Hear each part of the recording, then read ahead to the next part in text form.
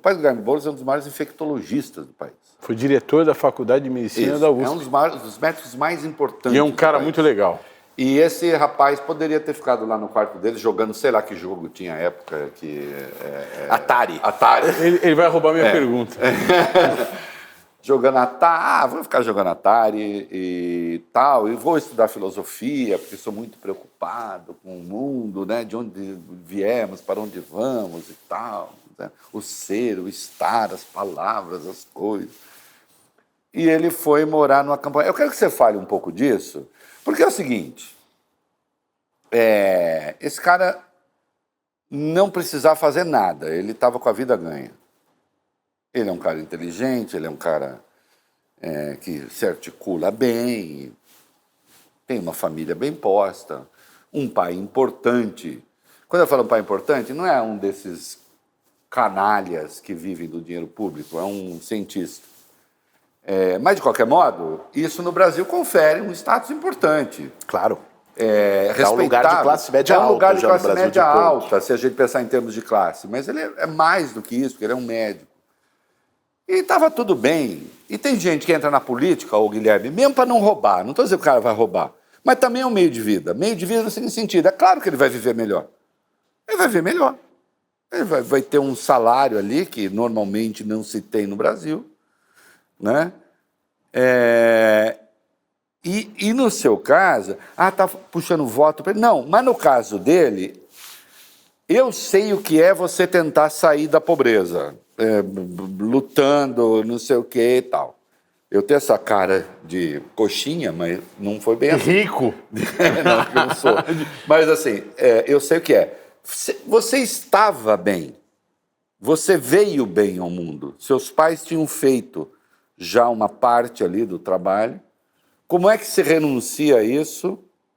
Não estou querendo heroicizar Guilherme Boulos, mas eu pergunto para você, olha aqui, você que está me ouvindo, você está na sua casa, você está no seu quarto, seja lá qual o jogo influente do momento, não sei, mas a vida tá boa, vai lá, vê televisão, pega um lanche, não sei o que e tal, você vai ter roupa lavada, tá tudo certo com você, tá tudo certo.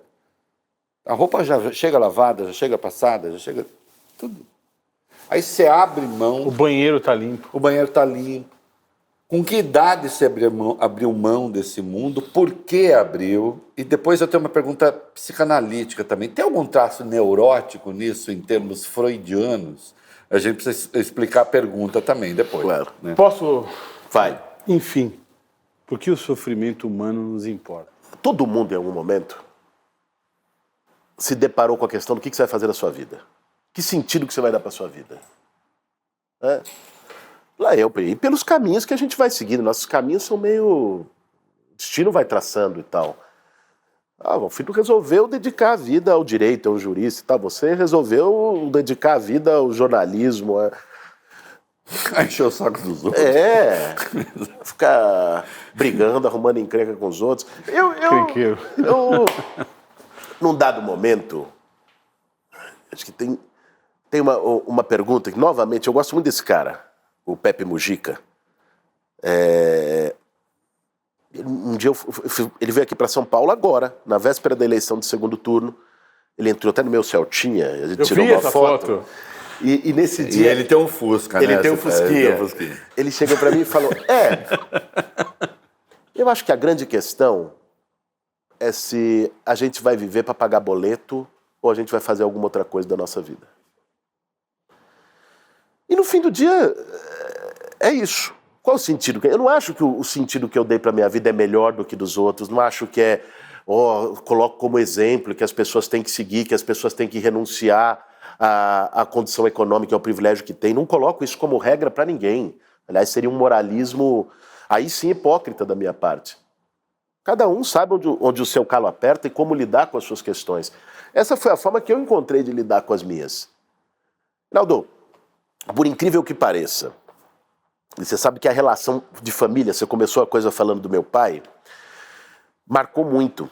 porque... E não é só o pai, é a mãe também. Meus pais. Sim, os pais. A mãe é professora da USP também. Sim, é verdade. Médica. Desculpa, aliás, por ter Médica. lembrado, é porque o sobrenome Boulos do seu pai, você sabe disso, é uma coisa muito presente, mas a mãe dele também é uma grande Minha mãe coordena um ambulatório de vítimas, de mulheres vítimas de violência sexual no Hospital das Dá Clínicas. o nome da sua mãe. Vamos. Maria Ivete Castro Boulos.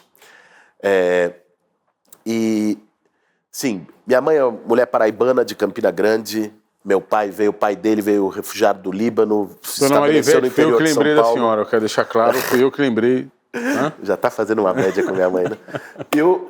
Os meus pais chegavam em casa, Reinaldo, eu via muito pouco eles trabalhavam pra caramba.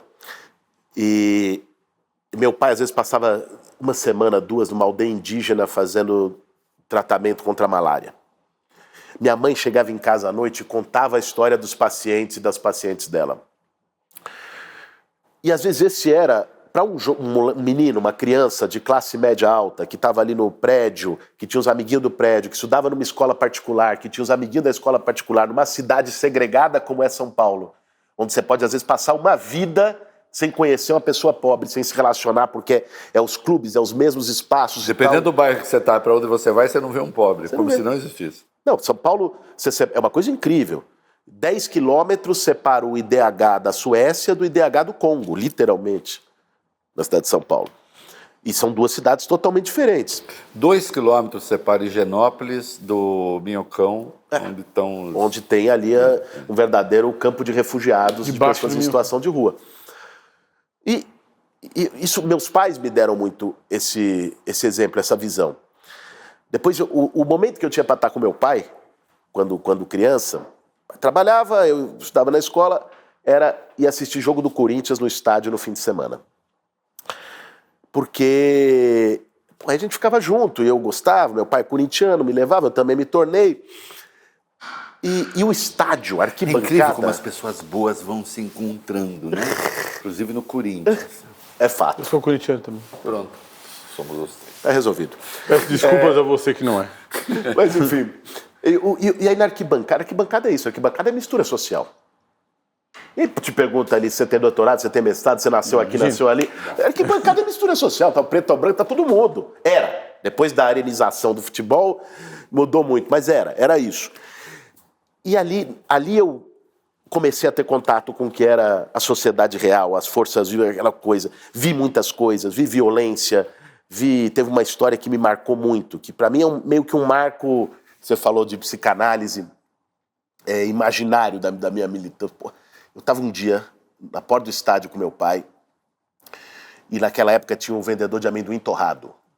Né? Um saco de nylon, o cara botava amendoim. Quem é no estádio nos anos 90 sabe o que eu estou falando. E chegava, e o cara estava lá com amendoim torrado. Só que era ilegal, ele não tinha licença para entrar. Ele estava lá na porta, e ele estava com um filho que devia ter a minha idade, eu devia ter uns 12, 13 anos. Um homem negro. Não, eu estava lá na fila com meu pai, quietinho. E aí o policial pegou ele. Pegou ele e puxou o negócio do amendoim. E ele teve uma reação instintiva de segurar. Porque era a mercadoria do cara, era o pão que ele ia levar para casa. E aí o policial, na frente de todo mundo, na fila, porta do estádio, meteu-lhe um soco, um tapa. O cara caiu.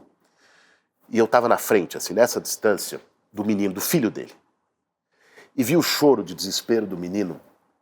E talvez por ter a minha idade, foi um negócio, uma identidade ali que pegou.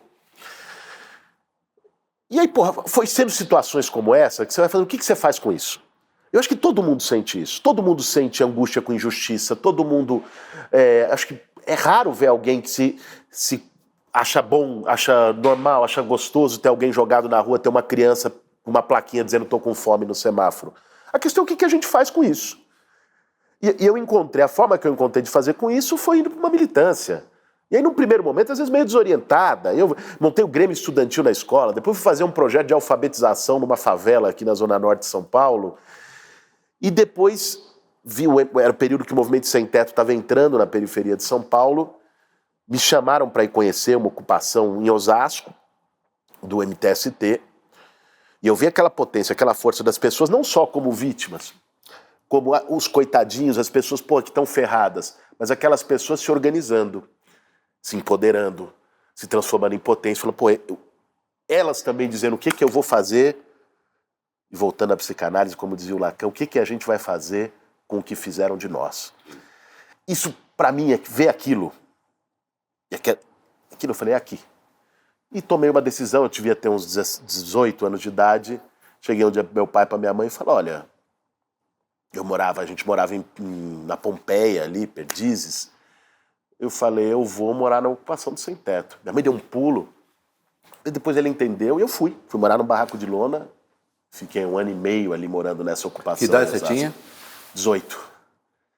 Tinha acabado de entrar na faculdade, então eu ia estudar filosofia e depois, aí 2 anos depois, comecei a trabalhar como professor do Estado, na rede pública estadual, e fiquei no movimento.